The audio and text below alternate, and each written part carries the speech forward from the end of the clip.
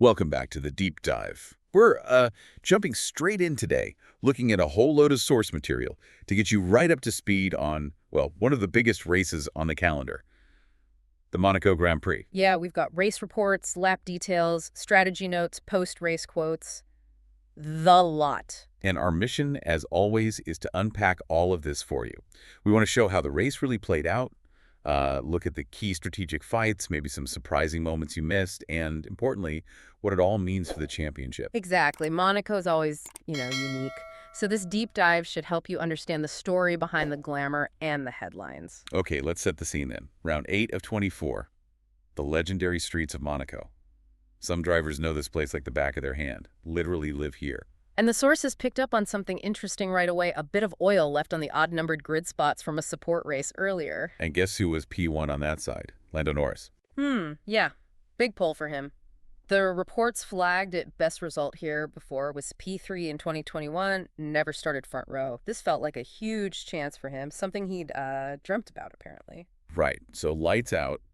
And Norris, well, he gets a decent start, but then locks up quite big going into turn 1, Santa Vote. Yeah, it looked a bit hairy for a second. Somehow, though, he hangs onto it, keeps the lead. The top 4 actually hold station initially, but the action wasn't far behind. Lap 1, trouble. That's right. Bortoleto trying a move on Antonelli. The sources looking at replays suggest Antonelli maybe darted inside. Bortoleto swerved, missed the apex. And bang, into the wall, entering the tunnel. Yep. He did manage to reverse out, thankfully. But, immediate consequence. Virtual safety car. VSC deployed almost instantly, end of lap 1. Confirmed on lap 2. Mostly for debris and checking the barriers there. And that VSC, well, straight away splits the pack up, doesn't it? Yeah, you get the leaders, then a gap, then the midfield, and Behrman and Bortoleto way back. And a gap opening between Alonso and Hamilton, too, the reports noted. And under that VSC, some teams jumped straight in. Tsunoda, Gasly, Behrman, all pitting early. But not smooth sailing for everyone. Behrman had a problem, didn't he? Yeah, the reports highlight his tires just weren't ready, lost a chunk of time right there. Not the start he wanted. Ouch. And then, just a few laps later, maybe lap 8 or 9, more drama involving those early stoppers. Yeah. Gasly and Tsunoda. Gasly coming out of the tunnel, just tagged the back of Tsunoda, lost control. Yeah, the sources described the front wheel sort of hanging off. He limped back, but had to park it near the pit entrance. So, race over for Gasly. And his car being there, plus the debris, meant the pit lane had to be closed for a bit. Right. Tsunoda somehow carried on despite the damage. Remarkable, really. That incident was noted for investigation after the race. Okay, so the pit lane reopens lap 12. Things settle down a little. Gaps start to appear. Norris leading, Leclerc keeping tabs, Piastri dropping back slightly with Verstappen right on him. And Hamilton, the first car with DRS available, that drag reduction system tucked up right behind Alonso. And understanding Monaco's strategy, you have to know the pit stop cost. The reports reckon it's about, 19 seconds? Yeah, around 19 seconds net loss. That's huge here, and it basically dictates all the strategic thinking. Absolutely. And the sources showed how some teams further back use that, plus the mandatory two-stop rule to play some clever team games. Williams, for example. The two-stop rule, unique here, forces everyone onto at least 2 stops and different tire types. So what did Williams do?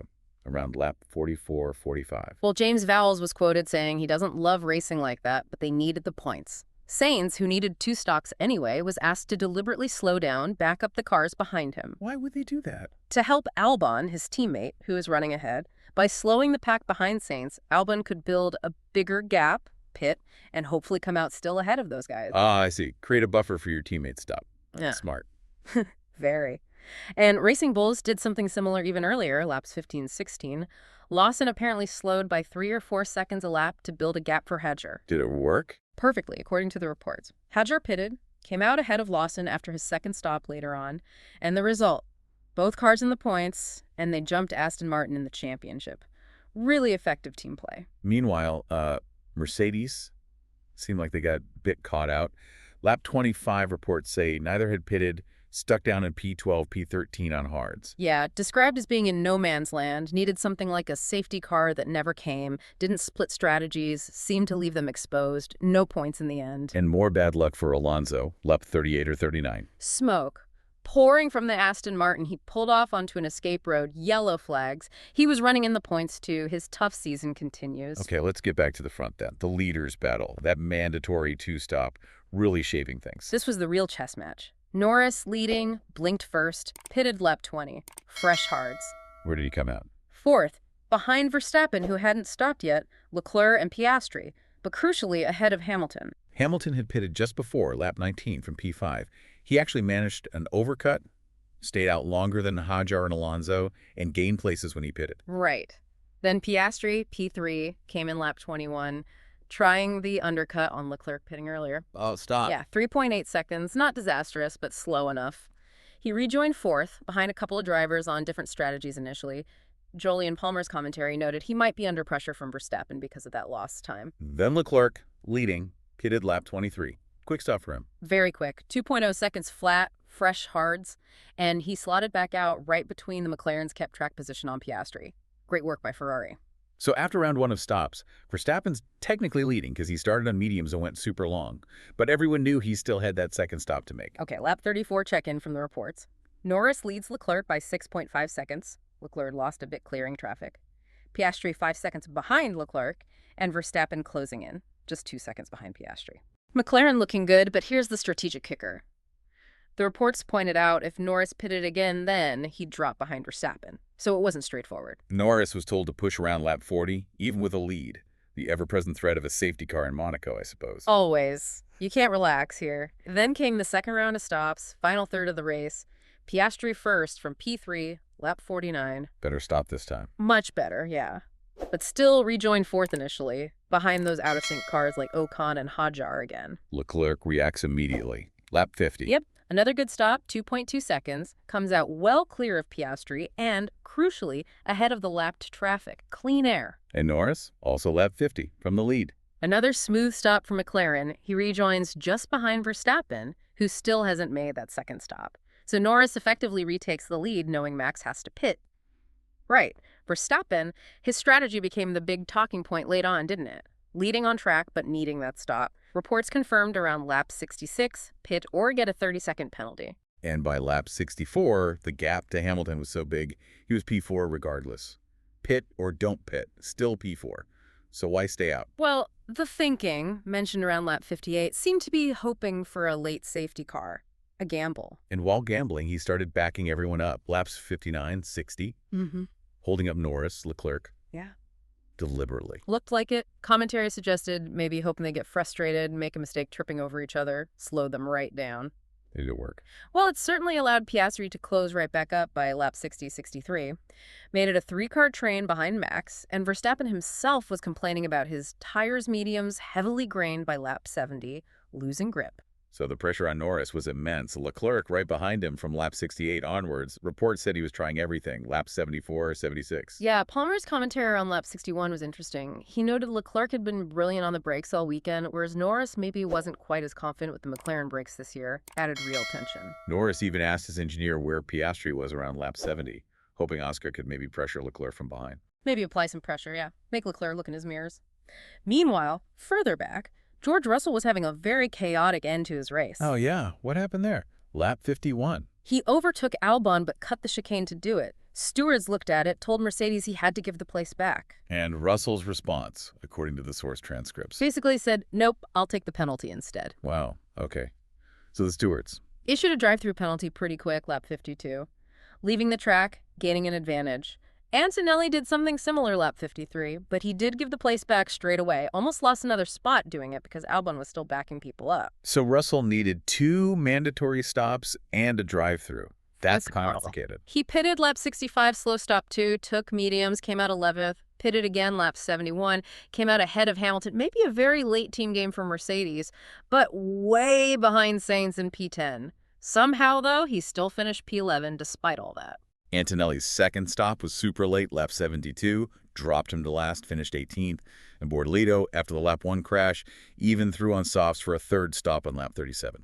Wild race down the order. So after all that, Verstappen stayed out, hoping. But the safety car never came. Lap 78, the final lap.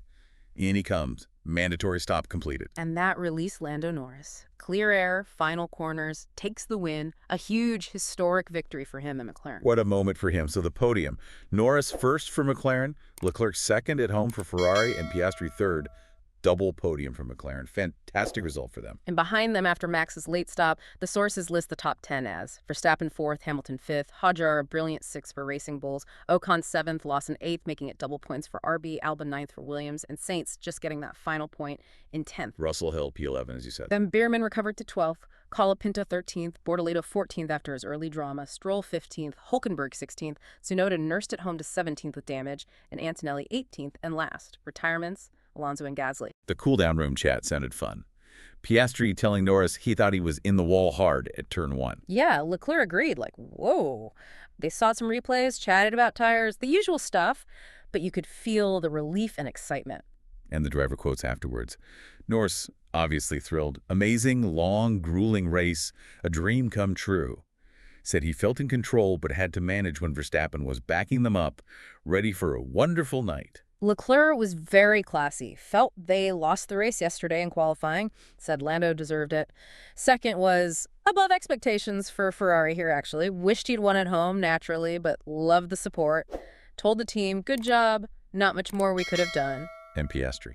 Said a win's always better, obviously. Called it a tricky weekend, personally. Lacked a bit of confidence in quali, but hey, a podium in Monaco, it's not all bad. Said if this is a bad weekend, things are going pretty well. Good perspective. Zach Brown, McLaren boss, was over the moon, as you'd expect. Great race, praised everyone, but especially his guys. Pretty much a perfect weekend. Could not be happier. Called Monaco the big one. He even went up on the podium. Yeah, you saw him remind Piastri he was still leading the championship despite Norris closing in. Said he was excited for the exciting second half of the year. Celebrations look great. Norris with the mechanics, his parents watching, Piastri congratulating him. Good team spirit. So the big picture. Championship implications. Piastri's lead, which was 13 points. Slashed. Down to just 3 points over Norris now. Wow. All to play for at Team Papaya, as one report put it. And in the team's battle, Racing Bulls leapfrog Aston Martin into 7th thanks to those points from Hadjar and Lawson. Just 4 behind Haas now. Williams stay 5th. We're now, what, 8 races and 2 sprints in? Yeah. About a third of the way through the season. And it's getting tight at the top, isn't it? The sources really underline it. 3 drivers properly in the fight now, Norris, Leclerc, Verstappen. And significantly, those 3 have won the last 3 races. Things are heating up. And no rest. Spain next weekend, part 2 of this triple header. Lots of questions now. Can Piastri bounce back? What will Red Bull bring? Have Ferrari genuinely turned a corner? Well, hopefully this deep dive has given you that shortcut, that clear understanding of a really complex and thrilling Monaco race. We've tried to unpack Norris's big win, the strategic knots, the incidents, and how it's shaken up the championship fight. Absolutely. So, to leave you with something to chew on, reflecting on these sources, Monaco is unique, right?